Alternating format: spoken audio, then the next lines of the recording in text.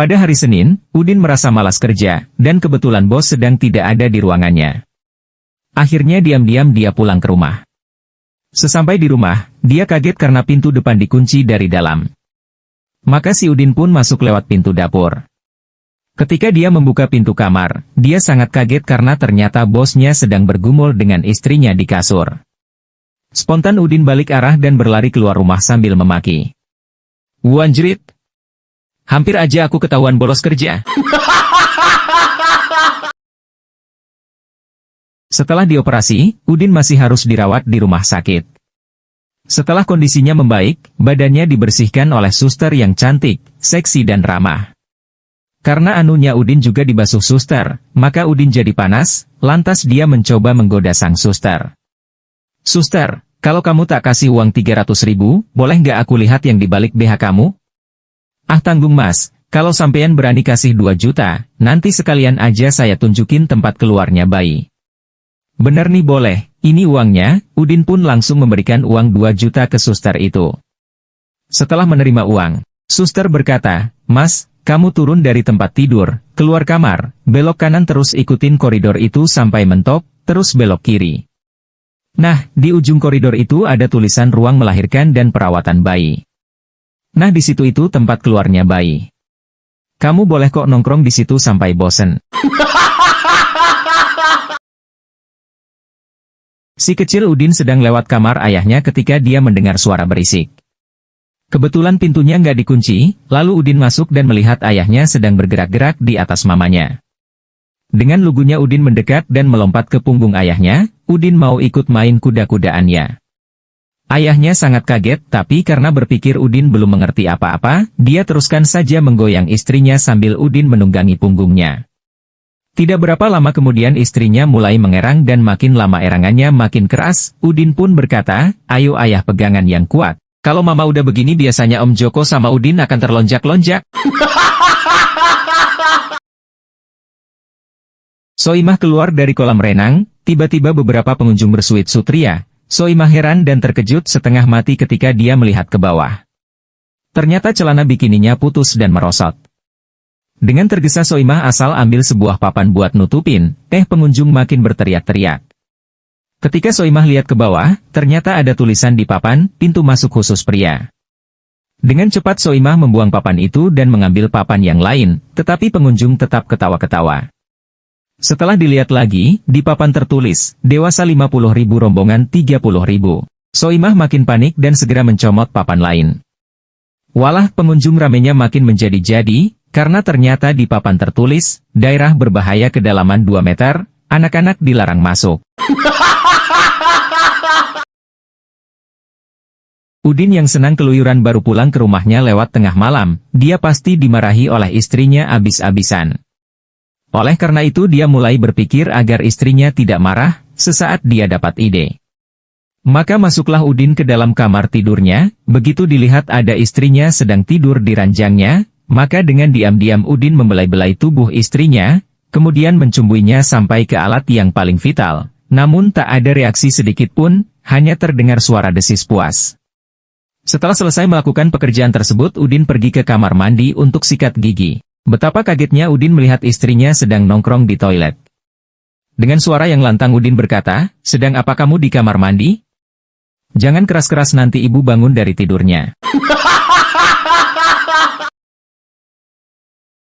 Suatu hari Udin berkata pada istrinya, "Sayang, kamu jangan terlalu banyak makan lagi. Lihat bokongmu sudah gede kayak kompor 2 tungku." Soimah yang mendengarnya pun jengkel. "Awas kamu ya." Malamnya saat hendak tidur, Udin merayu Soimah mau minta jatah.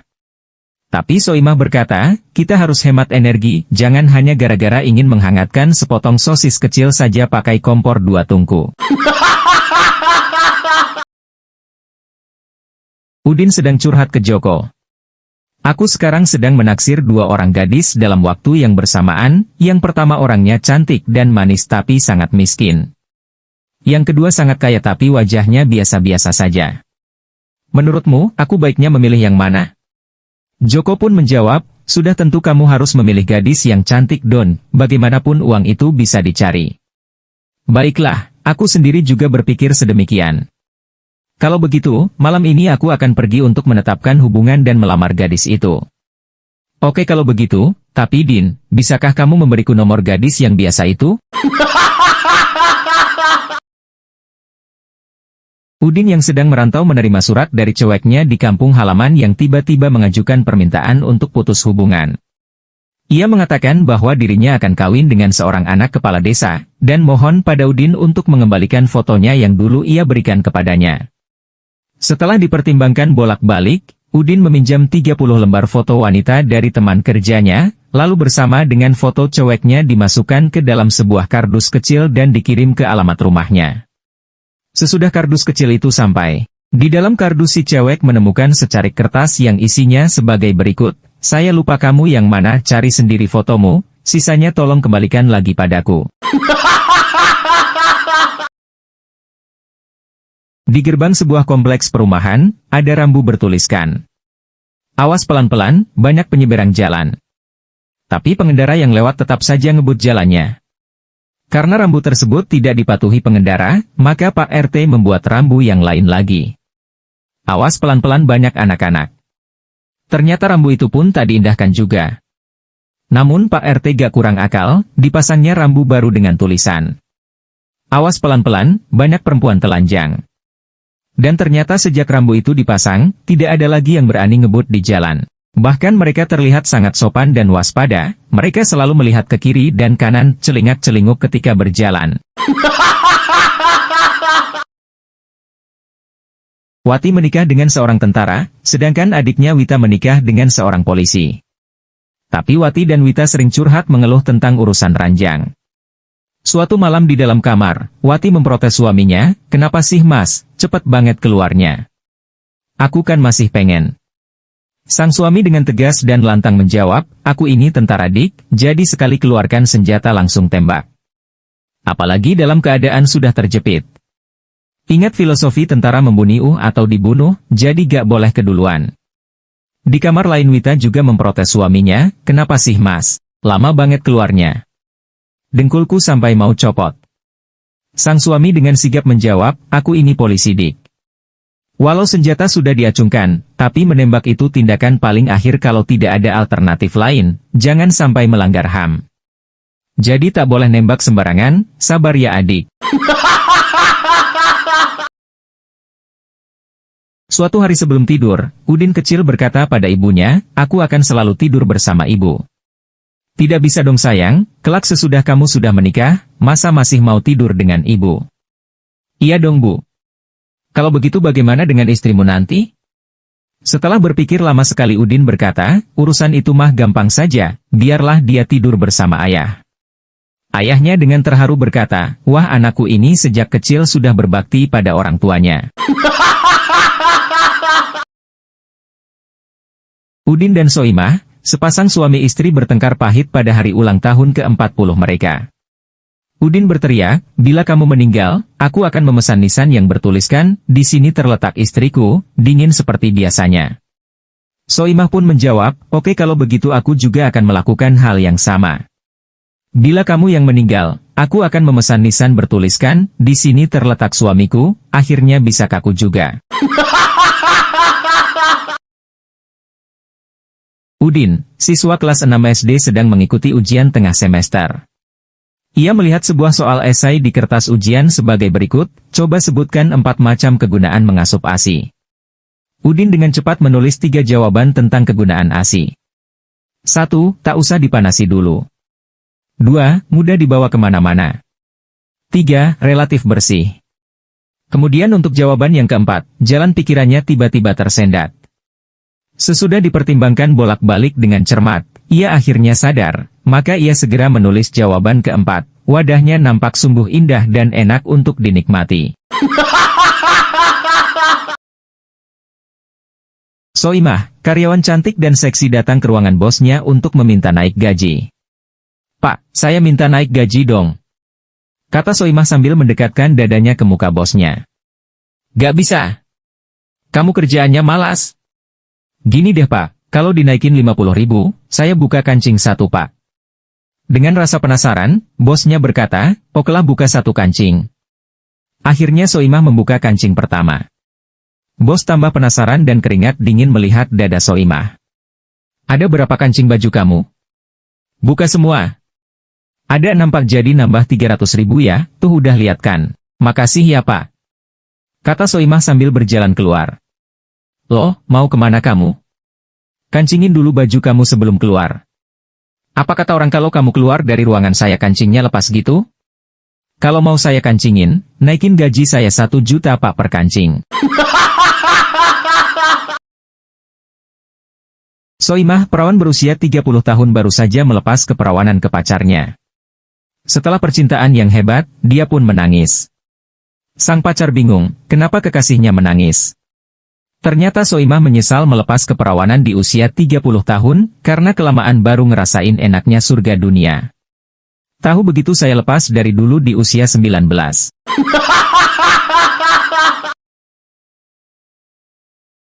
Udin masuk sebuah hotel bersama seorang wanita paruhbaya yang cantik. Soimah, si resepsionis hotel yang bernuansa agamis, bertanya dengan sedikit menyelidik, "Maaf mas, di hotel ini tidak boleh menginap dengan perempuan yang bukan mahramnya." "Ini mama saya, mbak," kata Udin.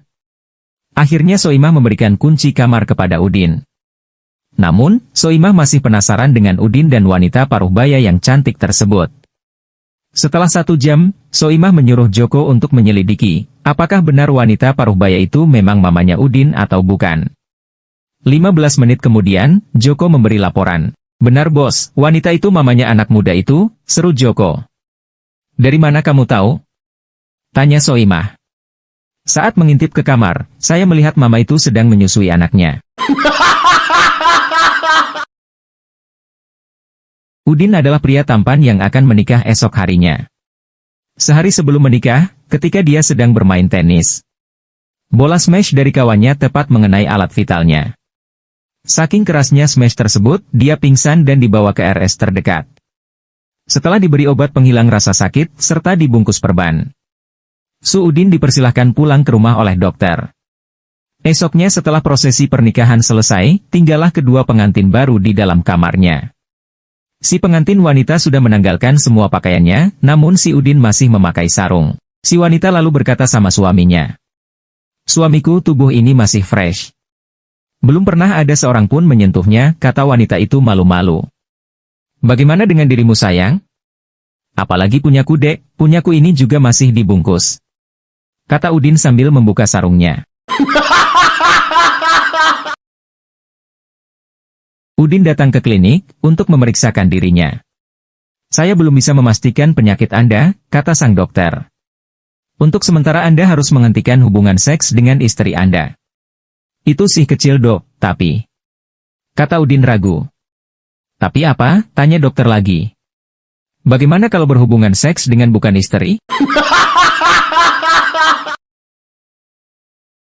Soimah bertamasya di hutan cagar alam.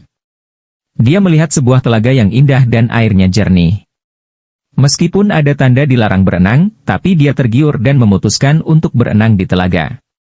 Setelah melihat ke kiri dan ke kanan, tidak ada orang di sekitar situ, maka dia menanggalkan pakaiannya.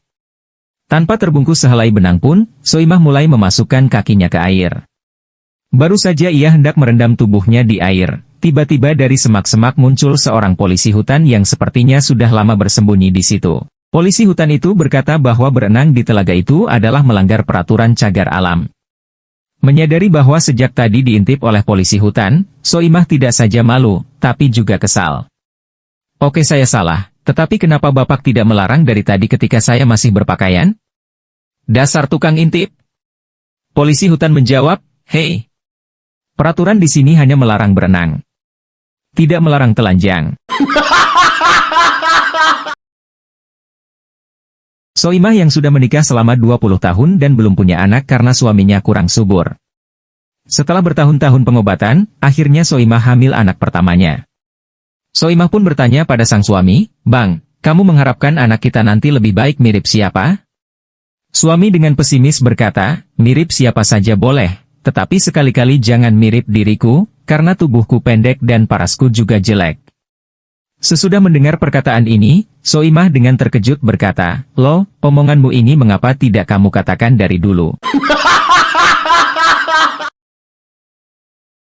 Seorang anak berusia 9 tahun bernama Udin baru saja mendapat pelajaran agama Islam tentang surga di telapak kaki ibu. Udin terlihat tampak bingung dengan pelajaran tersebut. Ketika sampai rumah Udin bertanya pada ibunya, "Bu, kenapa si surga berada di telapak kaki ibu?" "Karena kalau di antara kaki ibu, itu surga bapakmu nak." Udin baru saja membeli mobil Pajero keluaran terbaru dan dia berniat pergi jalan-jalan keluar kota dengan mobil barunya itu. Dia mengajak istrinya yang suka mabuk jika naik kendaraan dan berpesan agar jangan sampai muntah di mobil nanti. Istrinya pun mengiyakan, namun ternyata masih juga muntah saat dalam mobil tersebut. Si Udin marah besar pada istrinya karena mengotori mobil barunya. Sang istri cuma diam saja. Setelah enakan si istri cuma bilang, "Mas, aku muntah sekali saja di mobilmu kamu marah, setiap malam kamu muntah di anuku, aku rela saja kok." Pada suatu keluarga Betawi dikawinkanlah 3 anak perempuannya secara bersamaan. Setelah selesai, tibalah malam pertama. Dengan maksud untuk mengetahui keharmonisan ketiga anak perempuannya, dilakukan pengecekan pada tengah malamnya. Di depan pintu kamar anak tertuanya terdengar suara lembut mendayu-dayu. "Wah, Bu, ternyata anak pertama kita bertipe romantis," kata bapak kepada ibunya menarik kesimpulannya. Di depan pintu kedua terdengar suara gaduh. "Anak kedua kita bertipe agresif rupanya," kata si bapak. Setelah sampai di pintu ketiga, tidak terdengar suatu suara pun. Ditunggu 5, 10, setengah jam tetap sunyi. "Wah, kok tidak terdengar apa-apanya Bu, bagaimana kalau kita intip saja?" kata bapak. Si ibu dengan penasaran pun langsung mengiyakan ajakan si bapak. Pada saat yang bersamaan dari dalam terdengar suara tersedak anak perempuannya, "Ah Fafa, Fagi fenak-fenak Fokvi intip." Suatu malam Udin masuk ke kamar wanita penghibur yang telah dia booking. Sambil melihat wanita itu menyiapkan diri, Udin iseng-iseng bertanya, "Malam ini sudah dapat berapa?" "Baru 1 kok." "Ya bapak ini." "Ah jangan bohong. Aku bukan anak kecil." "Jangan sampai jadi anak kecil pak. Nanti saya repot mengajarinya." Udin membawa seorang pekerja seks ke sebuah motel. Sesuai permintaan si pekerja seks, dia membayar 300.000 sebelum permainan dimulai. Ketika Udin sudah melepaskan pakaiannya dan si perempuan akan membuka baju biru transparannya, tiba-tiba alarm tanda kebakaran berbunyi.